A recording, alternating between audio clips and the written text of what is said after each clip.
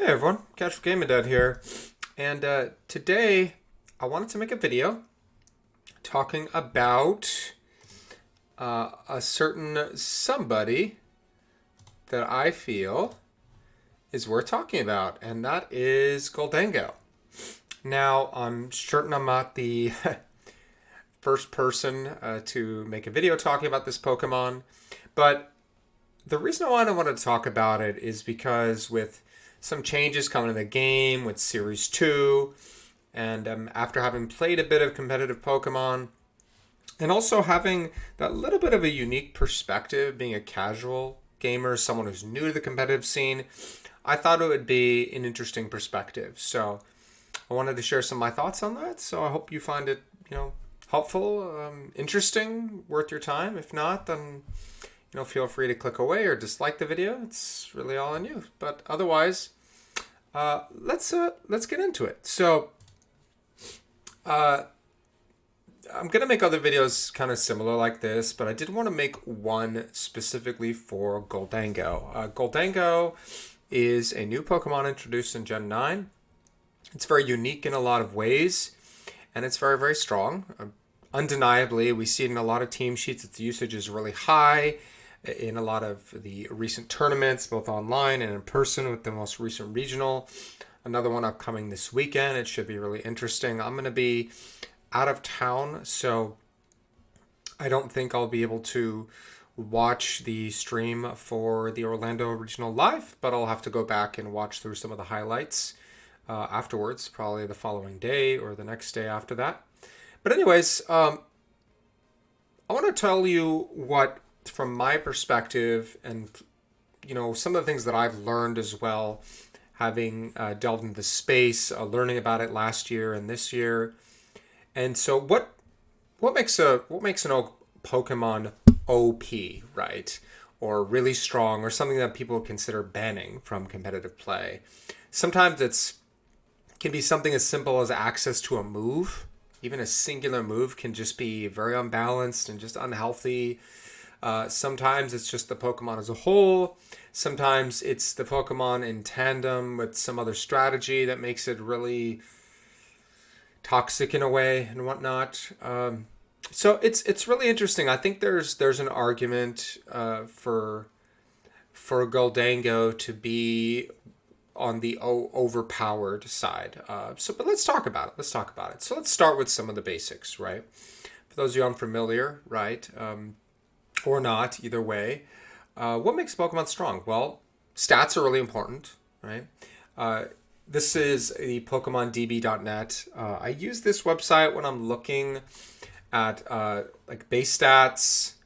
If I want to look at evolutions, you can see that there. Move pools, when they learn it, TMs they have access to. It's funny, I use different sites for different things. Like Cerebi I use for most of the time looking at shiny sprites because they have all of those there. Bulbapedia has its uses as well, and now I'm starting to use Smogon and whatnot a bit more. But this is the one I've used the most, I feel, for a lot of these types of things. It also shows your typing, defenses, and whatnot, and your offense. And so Gholdengo's, we see base stat, right? So for those of you unfamiliar, if you're casual like me, which I didn't really used to look at these things very much at all, is you have this base stat total right here. So what this means is that at the very least, this number here, this 550 broken down into these 6 stats, is going to be a baseline for what the Pokemon can have at maximum level, right? So these are the minimum values here with this base stat total, and these are the max based on things like your nature, your IVs, and your EVs, which, again, as a casual gamer before this generation, I'd heard about IVs and EVs. I heard about them. I never really put any effort into developing those or looking for those types of things. I wasn't hunting a Pokemon and trying to get those IVs on it. I never really looked at that. I couldn't even tell you how I could have looked at that back in the day when I used to play Pokemon. EVs are a little bit different because you can buy those and you can also just train them up. I never intentionally did that in past playthroughs before. The first time I did that really was in Legends Arceus. It made it pretty straightforward. They call them the effort, they had a little bit of a different name to them. And gosh, it's escaping me in this moment, but it made it really easy to do, to max out. So it was pretty straightforward. So we got base stats, right? So stats matter to a point, right? Because if you have a Pokemon, like let's go to Gimmighoul, its previous form. Its base stat total is 300. So you can see a major difference here because, for example, its speed is 10. That's dismally slow, like really, really, really slow, compared to Gholdengo's 84, which is, average-ish. It's not great. It's not terrible, but it's definitely kind of starting to get on the little bit of a slower end. So stats do matter, right? Now, there is a way for you to boost said stats with something like an Eviolite, right? If you wanted to use that on a held item, but then that takes up your held item slot for that Pokemon. And it only boosts defense and special defense as well by stage. So at least I'm pretty sure about that. So stats do matter quite a bit, especially in competitive where things like damage and speed can be some of the determining factors in your wins. Sometimes your bulk matters, right? So you can see this spread, and let's take a look at Gholdengo. So 550. So for those of you who are unfamiliar, I've started to become more familiar with this, right? Most starters, their stage 2 evolution is going to have somewhere in the 520s, like usually mid to upper 520s to 530s. So they make starters relatively strong. Most people can agree that if you have a base stat total over 500, that's relatively good. That's respectable in some way. Pseudo legendaries, for example, have 600. Some legendaries actually have a little under 600. Box legendaries are going to have 670. And then you have some Pokemon like Arceus that's over 700. But 550 is a very respectable base stat total. In this game, the only Pokemon that have higher base stat totals than Gholdengo are the legendaries, including the box legendaries, obviously, and the Paradox Pokemon, which the Paradox Pokemon all have 570, the exception of 2 that have 590. So we're looking here, and we can see that his base stat total is very, very good. It's very respectable, right? He's obviously very proficient in special attack. His bulk is pretty good. He's got pretty solid defense and special defense. His HP is not bad. His attack, which doesn't really matter, and his speed is average to maybe a little below average, right? So there's the base stats, right? Then let's look at the typing next. Gholdengo is a Steel and Ghost type. There's been only a couple, I think. I think Aegislash in his evolution line. I don't know if there's been any others, to be honest, that are Steel Ghost. But Steel is, without a doubt, the best defensive typing in the game. And you can see here when we talk about defenses, you'll see all those halves in that quarter. And even this complete resistance to poison, that comes from Steel. So we have the best defensive typing in the game with one of the best, well above average. I've really changed my opinion on Ghost types now that I've started competitive Pokemon. But, Ghost is one of the best offensive types, I feel. And the reason being is what I've learned about in competitive Pokemon and what I used to think when I was a casual gamer. And I used to think Ghost wasn't that good. And the reason being was because when I looked at Ghost typing, I would see that Ghost is good against Psychic and against Ghost. And I thought, okay, that's not that great. And it was weak to Dark, which eventually came in the first generation. Obviously, we didn't have Dark. But the problem with Ghosts in Gen 1 is they were all also poison, so they were also weak to Psychic. So while normal type moves can't do anything to them, I didn't even really come to terms with what that meant when it said something it doesn't affect said Pokemon. As a casual gamer, I really didn't understand that. So, needless to say, I didn't really think much of Ghost. Now I realize the value in Ghost is not per se its offensive ability to be super effective, which again, for a lot of casual gamers, is the benchmark for when something's good versus how many things are super effective against it. Like I used to think Grass was a terrible typing because I thought, wow, it has 5 weaknesses. It's only good against a few. It's not that good. Out of the starters, I always picked either Fire or Water, right? But that's not true. And what's great about Ghost that I've come to realize is that it does neutral damage against a lot of Pokemon. There's very few switch-ins you can do, which it's very important in competitive. Because when you decide to switch a Pokemon in, a lot of times you're doing that because you either think you get a free switch in, like you're not going to get attacked into that slot, which is a risk, right? It's always a gamble. Versus, I'm going to switch a Pokemon out and another one in because if I keep the one I have in, it might get double up into, or it might get hit with a super effective move that might KO it or hurt it really bad. So let me bring in a Pokemon that's going to take little to none. And what's great about Ghost takes 0 damage from, it's not affected by normal and fighting. So if you're expecting like a close combat into your Pokemon, you swap into a Ghost or a normal type move, and you get, it's like a free turn, right? It's a free switch in, right? So that's a big part of strategies, right? So you have a pretty respectable and strong offensive typing like Ghost, which doesn't have a lot of switch-ins. The only ones that it won't take super effective damage from is if you switch in, for example, a normal type, then you won't take anything there. Normal type attack that you're expecting, or a dark type. So that means you can do neutral against pretty much everything else, and that's really, really great. So we have the best defensive typing in the game, which I think most people can agree on. We have a very, very respectable and strong offensive typing with not a lot of great switch-ins. So the typing is very solid, and we can see here, let's talk about the resistances now. We can see it has 1, 2, 3, 4, 5, 6, 7, 8, 9 resistances, one of which is a quarter resistance. You only take a quarter damage.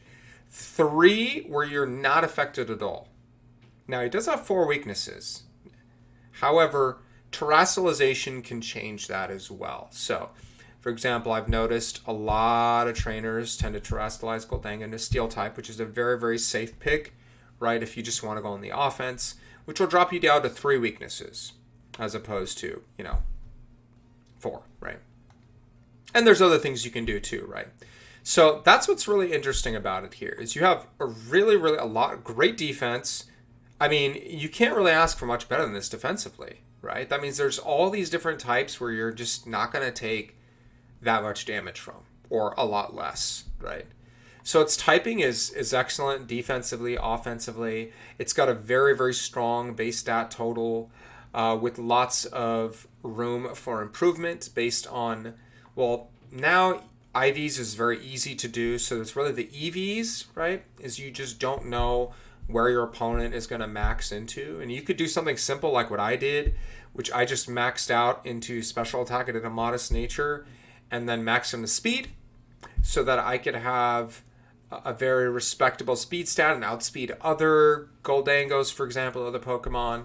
You could do that. You could put a little bit into bulk. I've seen some people do that. I can see that. You can put some into HP, right? If you want to be able to take those hits. Sometimes I feel like my Gholdengo is a little bit on the fragile side, gets KO'd or almost KO'd by a knockoff or a Shadow Ball, barely survives those things or gets KO'd. And so I may consider making that change, at some point. So that's one of the interesting things. So great base stats, great typing, great defenses and offensive. Pokemon also have abilities.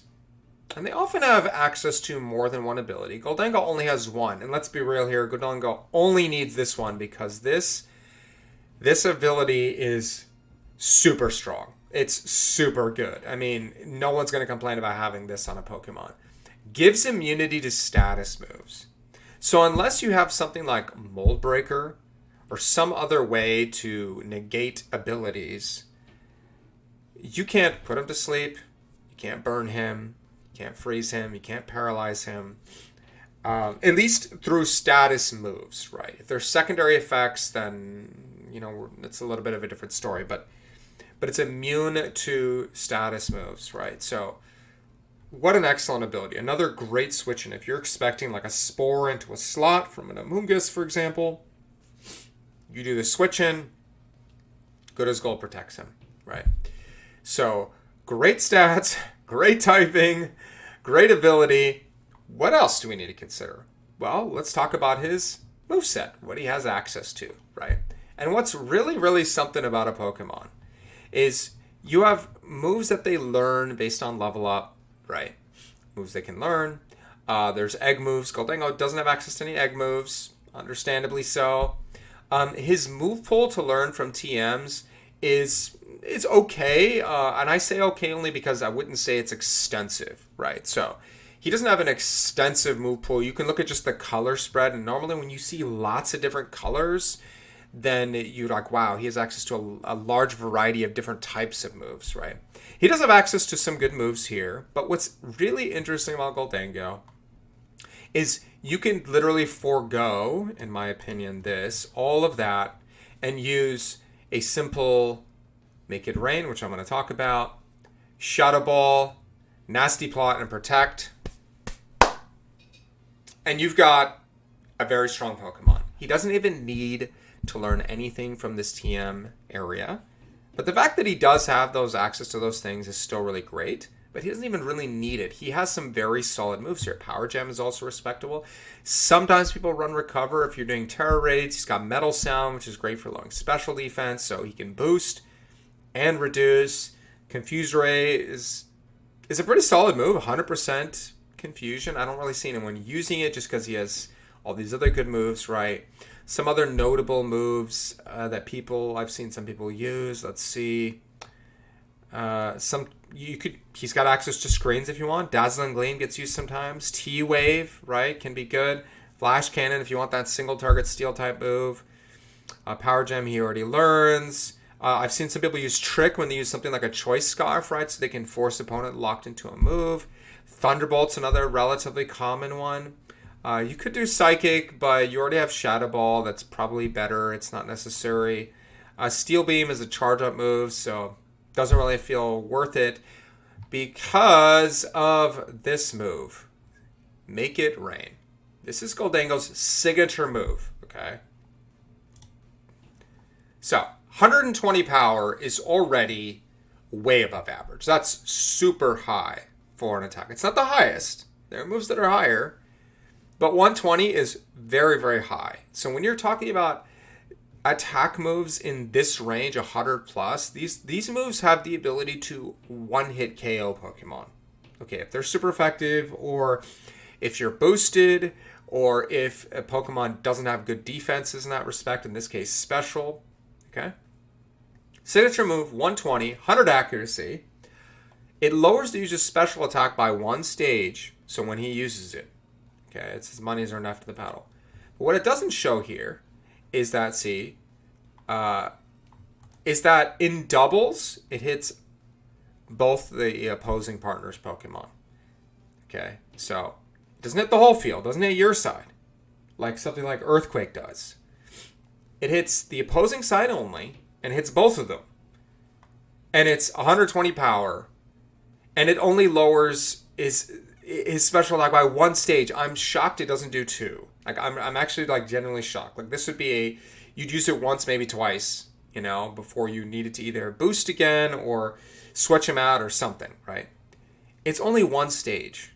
And let me tell you, this move, in my opinion, single-handedly breaks this Pokemon. As if everything else wasn't good enough as it is. I think it's just truly remarkable and competitive how good this is. And this is why you slap a Life Orb on him, Terra Steel, you open with this Pokemon. It puts tremendous pressure on your opponent.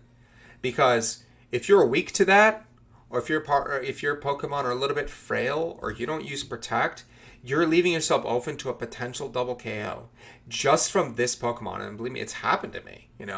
I've literally had to go and try to learn how to do damage calculations, which I'm still learning how to do, so I could EV train certain Pokemon to not get KO'd in one shot, just to survive a hit from this without protecting, right?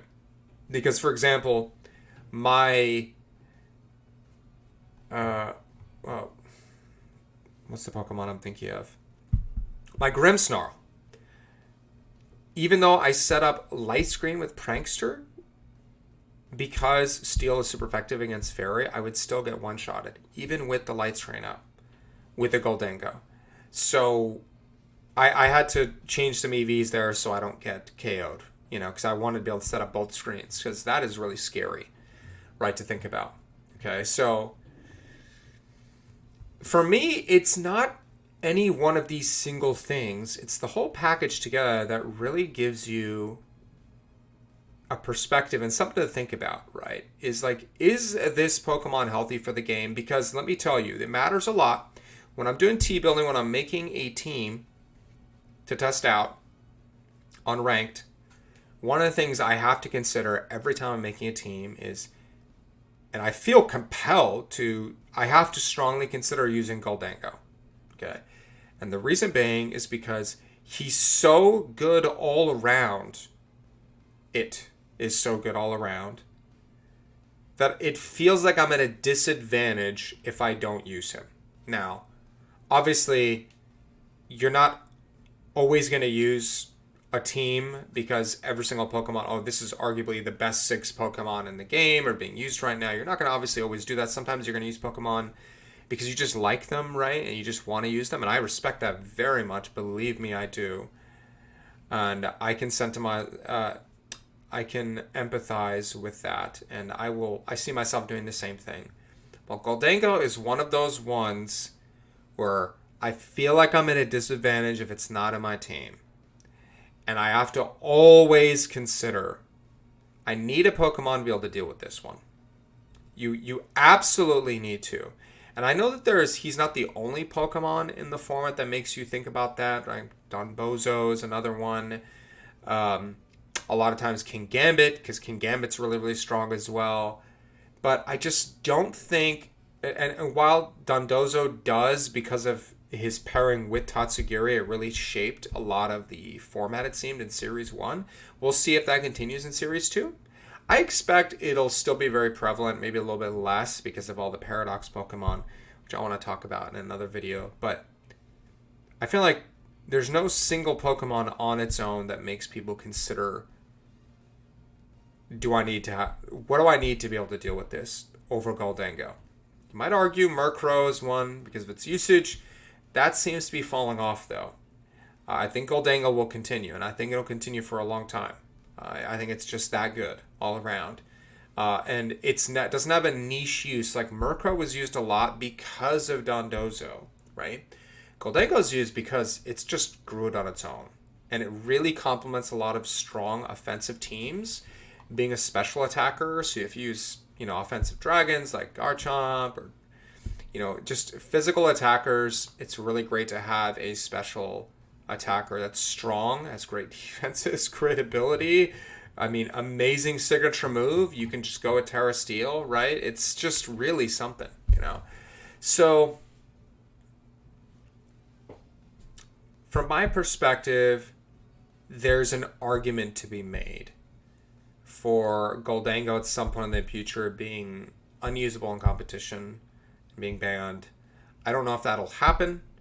I don't know if now is the right time for that per se, but I think this will be an ongoing discussion for some time. I'd love to hear your thoughts on it and see if you agree with some of the things I've said. If you disagree, if you agree, I'd love to hear about it in the comments section. Leave a like if you found this interesting. Consider subscribing if you want to hear more. Again, from this casual gamer's perspective who just started in competitive Pokemon. I'm still learning a lot about it. It just seems like there's a lot of red flags here. I think just the whole package together makes for this really, really strong Pokemon. And I personally, and I saying this, no, I love Gholdengo. I think he's a really cool design, and I do think he's a little OP, but I enjoy using him. I really do. I don't use him in every team, admittedly, because just sometimes it feels like I'm forcing myself to fit him in a certain team comp that I don't want to use him in, or I want to use someone else who kind of fills this role a little bit differently. But I will say that, again, I find it very difficult not to use him and also be very prepared for him because of the pressure he puts on when an opponent starts with him out. It's a lot of pressure. I either have to switch out or Terra, and that is something that I don't think any singular Pokemon does quite to the extent as he does currently. But maybe that'll change with all the new Paradox Pokemon, and when legendaries we get in a less of a restricted format where you get to use those. Maybe that's going to change.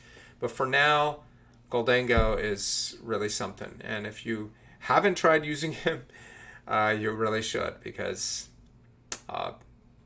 it'll be fun. It'll be fun. All right. Well, thanks for listening. This video turned out to be a bit longer than I expected, but take care for now. I'll be back soon. Bye bye.